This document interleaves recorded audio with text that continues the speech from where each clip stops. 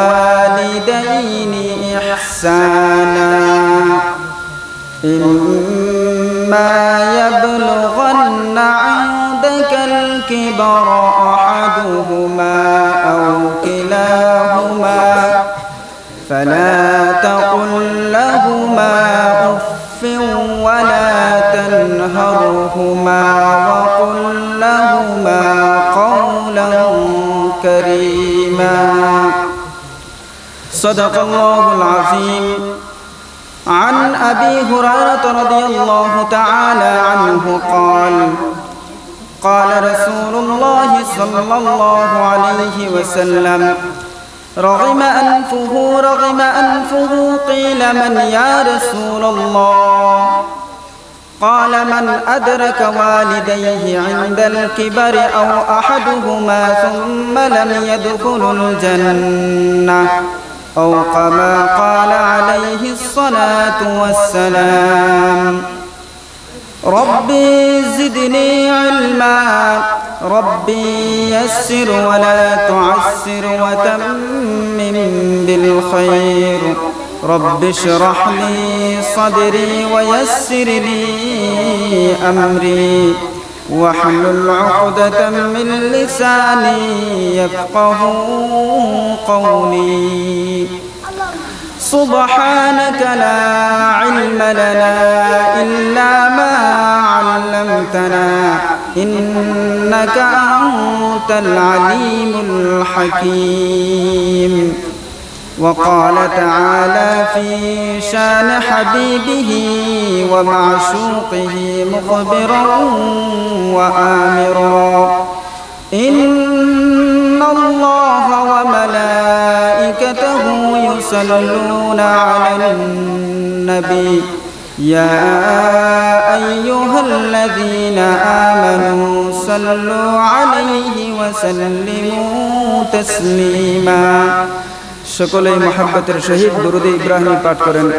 اللهم صل على محمد وعلى آل محمد كما صليت على إبراهيم وعلى آل إبراهيم إنك حميد مجيد.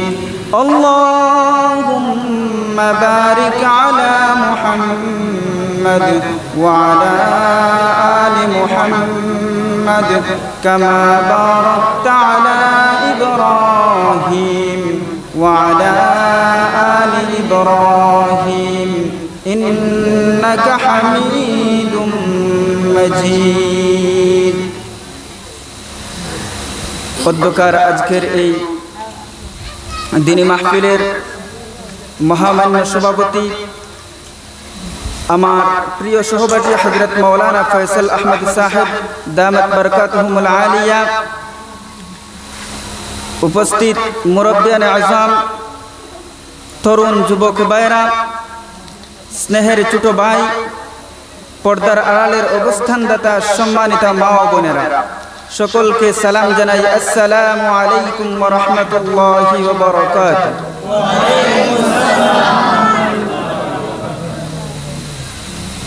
আল্লাহ রাব্বুল আলামিন আমাদেরকে আল্লাহ তাআলার ঘর জান্নাতের টুকরার মধ্যে কোরআন ও হাদিসের সুন্দর সুন্দর আলোচনা সহিহ তরিকায় শোনার এবং কথা বলার ও আশার তৌফিক দিয়েছেন। যে মহান রব্বুল আলামিন আমাদেরকে এই ফিতনা এবং ফাসাদের জামানার মধ্যে ইহুদি, খ্রিস্টান, ঈসাই, হিন্দু, বিধর্মীদের ঘরে জন্মদান না দিয়ে মুসলমানের ঘরে জন্ম দিয়ে মুসলমান বানিয়ে দুনিয়ার জমিনের মধ্যে দিয়েছেন, সেই মহান প্রভু দয়াময় রব্বুল আলামিনের দরবারে সবাই উচ্চকণ্ঠে একবার কালিমাতু শুকর আদায় করি। সবাই পড়ি আলহামদুলিল্লাহ। উপস্থিত আমার আল্লাহওয়ালা ভাইরা, আল্লাহ রব্বুল আলামিন কোরআনুল কারীমের মধ্যে বলেন, لئن شكرتم لأزيدنكم ولئن كفرتم إن عذابي لشديد যেই বান্দা আমার নিয়ামত পাইয়া আমার নিয়ামতের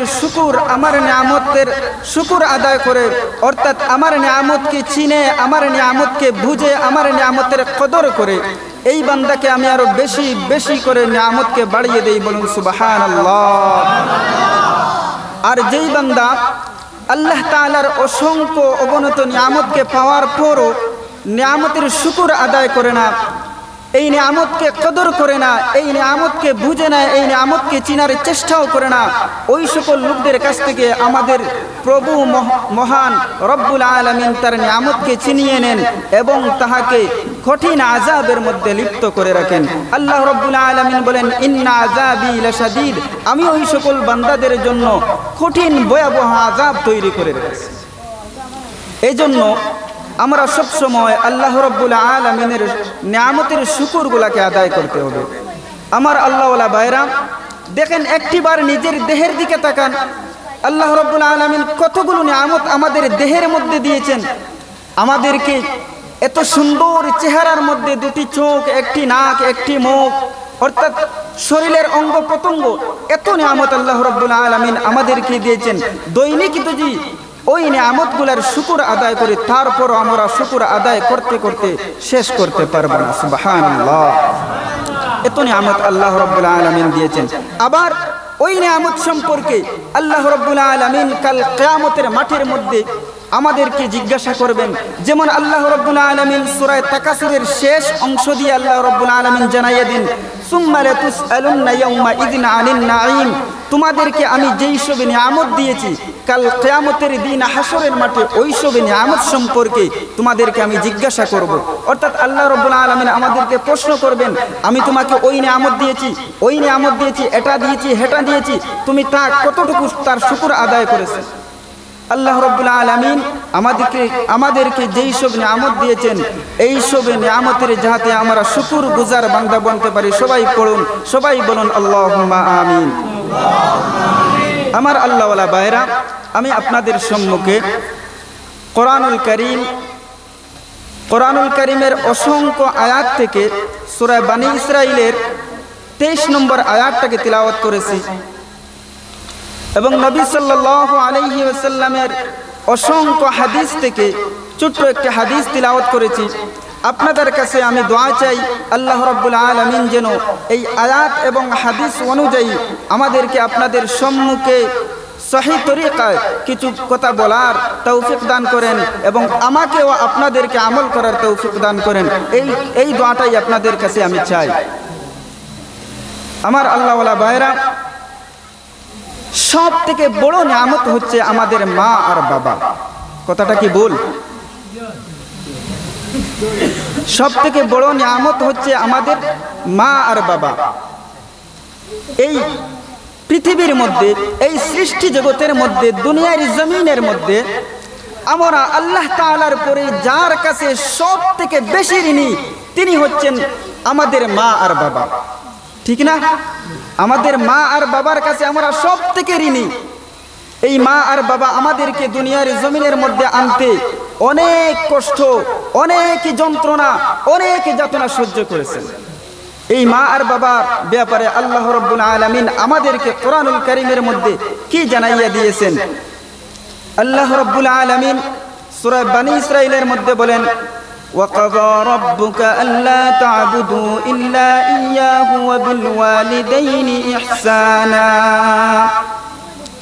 আল্লাহ রাব্বুল আলামিন বলেন, আমি এই দুনিয়ার মানুষদেরকে আদেশ করলাম, নির্দেশ দিলাম, অর্ডার করলাম যাতে তারা আমার ইবাদত করে আর আমার ইবাদতের সাথে কাউকে শরীক করে না এবং তার মা আর বাবার সাথে ভালো ব্যবহার করে, হুসনে সুলুক করে।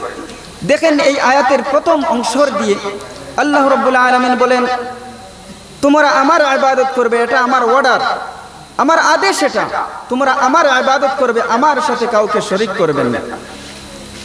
আমরা হলাম আল্লাহ তাআলার গোলাম। শুধু কি গোলাম না, আমরা গোলামের গোরের গোলাম, বান্দির গোরের বান্দি। কথাটা কি ভুল? না, আমরা আল্লাহ তাআলার গোলাম। আল্লাহ তাআলা আমাদেরকে গোলাম বানাইয়া দুনিয়ার জমিনের মধ্যে দিয়েছেন। তাহলে আমার আল্লাহওয়ালা ভাইরা, এই গোলামি আমরা কতদিন পর্যন্ত দুনিয়ার জমিনের মধ্যে করব? আল্লাহ রাব্বুল আলামিন কেন আমাদেরকে সৃষ্টি করেছেন? ওনার গোলামি করার জন্য কি? তাও আল্লাহ রাব্বুল আলামিন কোরআনুল কারীমের মধ্যে জানাইয়া দেন, আমি তোমাদেরকে সৃষ্টি করেছি। ওয়া মা খালাকতুল জিন্না ওয়াল ইনসা ইল্লা লিয়াবুদুন।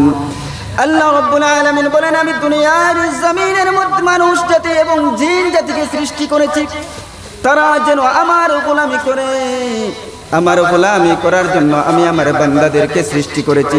তাহলে আমার আল্লাহ ওয়ালা ভাইরা, এই গোলামি আমরা কতদিন পর্যন্ত করব? তার কি কোনো সীমা আছে? আল্লাহ রাব্বুল আলামিন আবার কোরআনুল কারীমের মধ্যে বলেন, ওয়া'বুদ রাব্বাকা হাত্তা ইয়াতিয়াকাল ইয়াকিন। এই গোলামি তোমাদের কাছে মৃত্যু আসার আগ পর্যন্ত আমার গোলামি করতে থাকো। আমার গোলামের সাথে আর তোমরা কাউকে শরীক করবে না। তাও কিভাবে আল্লাহ রাব্বুল আলামিন জানাইয়া দেন শরীক করবে না। ওয়া'বুদুল্লাহা ওয়া লা তুশরিকু বিহি শাইআ। আমার আল্লাহ রাব্বুল আলামিন বলেন, তোমরা আমার ইবাদত করো, আমার সাথে তোমরা কাউকে কোনো জিনিসকে শরীক করিও না। আল্লাহ রাব্বুল আলামিন আমাদেরকে এই আয়াতের মধ্যে জানাইয়া দিয়েছেন দুইটা ভাগে। বলেছেন প্রথমে আমার ইবাদত করবে, তারপরে তোমরা তোমাদের মা বাবার সাথে ভালো ব্যবহার করবে, মা বাবার সাথে সদয় আচরণ করবে, সুন্দর ব্যবহার করবে, নম্র ভাষায় কথা বলবে। আল্লাহ রাব্বুল আলামিন বলেন, এই দুনিয়ার জমিনের মধ্যে যদি তোমরা তোমাদের মা আর বাবাকে রাজি আর খুশি করতে পারো, তাহলে আমি দয়াময় রব্বুল আলামিন তোমাদের উপর রাজি আর খুশি হয়ে যাব। আর যদি তোমরা তোমাদের মা আর বাবাকে রাজি আর খুশি করতে না পারো, তাহলে আমি তোমাদের উপর রাজি আর খুশি থাকবো না। এজন্য মা বাবাকে আমাদের প্রয়োজন রাজি খুশি করা কি দরকার নাই? অবশ্যই দরকার আছে। এজন্য আল্লাহওয়ালা ভাইরা, মা বাবার সম্পর্কে, মা বাবার হক, মা বাবার সাথে কেমন আচরণ করতে হবে, কিভাবে তাদের সাথে কথা বলতে হবে, তাদের খেদমত কিভাবে করতে হবে, এইসব ব্যাপারে একটু ধৈর্য সহকারে বসে শোনা যাবে না? আল্লাহ তাআলা আপনাদেরকে কবুল করুক। সবাই বলুন আল্লাহুম্মা আমিন। আমার আল্লাহওয়ালা ভাইরা, এই পৃথিবীতে রব্বুল আলামিন আমাদেরকে সৃষ্টি করেছেন। আর এই সৃষ্টি করার উপর রব্বুল আলামিন ছাড়া যার কাছে আমরা সব থেকে বেশি ঋণী, তিনি হচ্ছেন আমাদের মা আর বাবা। ওই মা বাবার সাথে যদি আমরা বেয়াদবি করি, ওই মা বাবার যদি হক আমরা নষ্ট করি, তাহলে রব্বুল আলামিন আমাদের সমস্ত আমালকে ধ্বংস করে দিবেন। আমরা যদি সারা রাত নফল ইবাদত করি, সারা রাত যদি নফল রোজা ধরি, তারপরে রব্বুল আলামিনের দরবারে কোনো কিছুই কাজে আসবে না। কারণ আমাদের মা আর বাবার সাথে আমরা বেয়াদবি করে আমাদের মা আর বাবাকে আমাদের উপর অসন্তুষ্ট করে ফেলেছি। এজন্য রব্বুল আলামিন আমাদের উপর সন্তুষ্ট না। আমাদের হজ, আমাদের নামাজ, আমাদের যাকাত কোনো কিছুই কাজে আসবে না রে মুসলমান। এজন্য মা আর বাবার সাথে কখনো বেয়াদবি করা যাবে না। এই মা আর বাবা এত দামি বস্তু, এত দামি বস্তু, আল্লাহু আকবার। চিন্তা করেন মা আর বাবা কতটুকু দামি। আপনার মা আর বাবা যদি আপনার উপর রাজি আর খুশি থাকেন, তাহলে আল্লাহ রাব্বুল আলামিন আপনার উপর রাজি আর খুশি। বিশ্বনবী হযরত মুহাম্মদুর রাসূলুল্লাহ সাল্লাল্লাহু আলাইহি ওয়াসাল্লাম হাদিস শরীফের মধ্যে জানায় দেন, তিরমিজি শরীফের বর্ণনা, রিজার রাব্বি ফি রিজাল ওয়ালিদ ওয়া সাখাতুর রাব্বি ফি সাখাতিল ওয়ালিদ। যদি তোমার মা আর বাবা তোমার উপর রাজি থাকেন, তাহলে আল্লাহ রাব্বুল আলামিন তোমার উপর রাজি। আর যদি তোমার মা আর বাবা তোমার উপর রাজি না থাকেন, তাহলে আল্লাহ রাব্বুল আলামিন তোমার উপর রাজি নয়। এত দামি বস্তু মা আর বাবা। এই জন্য মা বাবার সাথে কখনো বেয়াদবি করা যাবে না। এই মা বাবার সম্পর্কে এক সাহাবী আল্লাহর রাসূল সাল্লাল্লাহু আলাইহি ওয়াসাল্লামকে প্রশ্ন করলেন, ইয়া রাসূলুল্লাহ, ইয়া হাবিবাল্লাহ, এই মা আর বাবার হক আমার উপর কতটুকু বেশি, অর্থাৎ এইভাবে হাদিসটা বলা হয়েছে, মা হাক্কুল ওয়ালিদাইনি আলা ওয়ালাদিহিমা, মা আর বাবার হক কতটুকু তার সন্তানের উপর। বিশ্বনবী সাল্লাল্লাহু আলাইহি ওয়াসাল্লাম ওই বান্দার উত্তরের মধ্যে এত সুন্দর বর্ণনা দিলেন। বিশ্বনবী বলেন, হুমা জান্নাতুকা আও নারুক, তোমার মা আর বাবা তোমার জন্য জান্নাত না হয় জাহান্নাম। এই মা আর বাবা তোমার জন্য জান্নাত না হয় জাহান্নাম। চিন্তা করেন, এই মা আর বাবা আপনার জন্য জান্নাত। কিভাবে জান্নাত?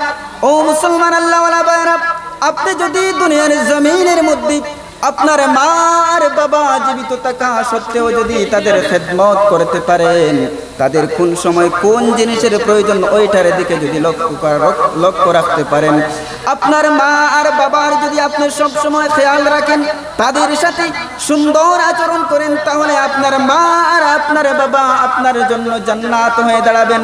আপনাকে জান্নাতের মধ্যে নিয়ে যাওয়ার জন্য আর কেউ লাগবে না। আপনার মা আর বাবার খেদমত করার জন্য আপনি জান্নাতের মধ্যে চলে যাবেন।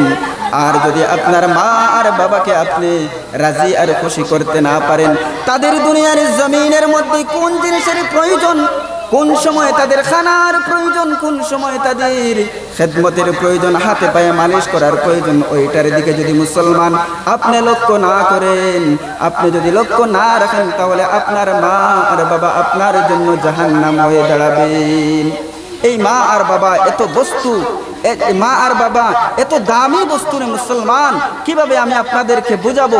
কোরআনুল কারীমের মধ্যে আল্লাহ রাব্বুল আলামিন ওনার পরেই মা আর বাবার কথা উল্লেখ করেছেন বিভিন্ন জায়গার মধ্যে। বিভিন্ন জায়গার মধ্যে মা আর বাবার কথা আল্লাহ রাব্বুল আলামিন কোরআনুল কারীমের মধ্যে বর্ণনা করেছেন।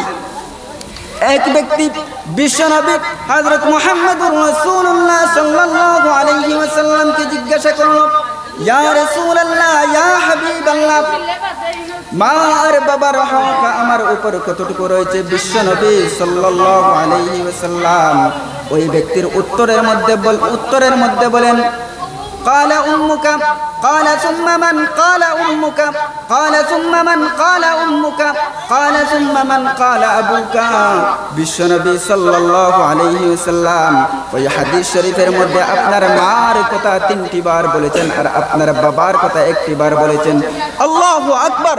এই হাদিসের মধ্যে আল্লাহর নবী সাল্লাল্লাহু আলাইহি ওয়াসাল্লাম মার মর্যাদা 3 গুণ বাড়িয়ে দিয়েছেন।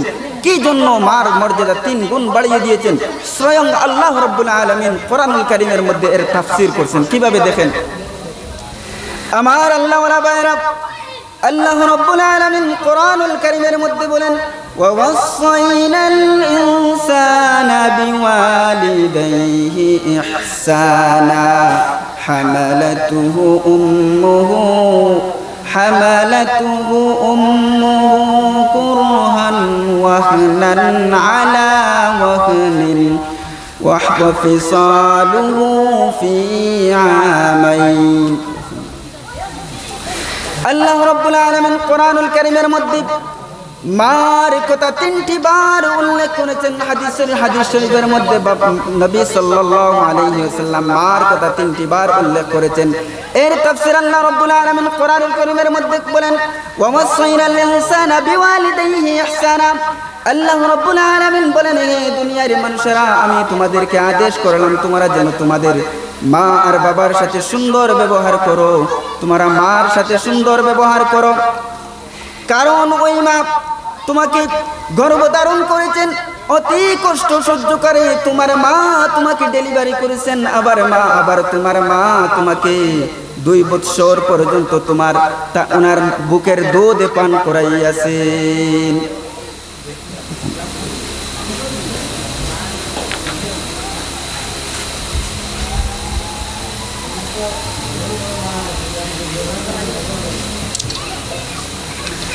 ووصينا الإنسان بوالديه حملته أمه وهنا على وهن وفصاله في عامين। আল্লাহ রাব্বুল আলামিন বলছেন, তোমরা তোমাদের মা বাবার সাথে ভালো আচরণ করো, সুন্দর ব্যবহার করো, কারণ তোমার মা কষ্টর পর কষ্ট, যন্ত্রণার পর যন্ত্রণা